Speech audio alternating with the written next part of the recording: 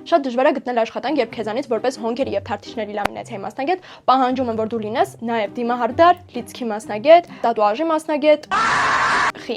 Շատ դժվար է գտնել աշխատանք, երբ ձեզանից որպես հագուստի ցուցադրող մոդել եւ ռիլմեյքեր պահանջում են, որ դուք ապահովեք նաեւ իրենց վաճառքը, չնայած որ ընդհանրապես դա չի մտնում մեր աշխատանքային պարտականությունների մեջ։ Դժվար է գտնել աշխատանք եւ աշխատել այն միջավայրում, որտեղ ձեզանից որպես գանձապահ պահանջվում է նաեւ հետեւել բաժնին, չնայած որ դա նույնպես չի մտնում ձեր աշխատավարձի եւ պարտավորության մեջ։ Դժվար է գտնել աշխատանք, երբ որպես վաճառողի ընդունում ես, բայց պետք է եւ հսկես կասան, եւ հետեւես մաքրությանը, եւ գնաս պահես ապրանք բարձրացնես, չնայած որ դա ընդհանրապես չի մտնում ձեր պարտավորության մեջ։ Եվ ի վերջո, դժվար է գտնել աշխատանք, երբ մեկ հաստիկով ընդունվում ես, բայց կատարում ես 4 տարբեր հաստիկների աշխատանք, ու դրա դիմաց ստանում ես գրոշներ, սիրելի գործատուներ, խնդրում եմ արժանավայել գնահատեք ձեր աշխատողներին եւ թույլ մի տվեք, եթե մարդը ընդունվել է մեկ հաստիկով, կատարի 50 հոգու աշխատանք։ Դա ոչ միայն դուք նվաստացնում եք իրեն եւ իր աշխատանքը, այլ նաեւ ձեզ ու ձեր պաշտոնը, չհրաշահելով այն։ Այնպես որ, սիրելի գործատուներ, իմացեք, որ եթե աշխատողները չլինեն, դուք եւ ձեր բիզնեսը հավերժ կորած եք։ Գնահատեք ու սիրեք իրենց։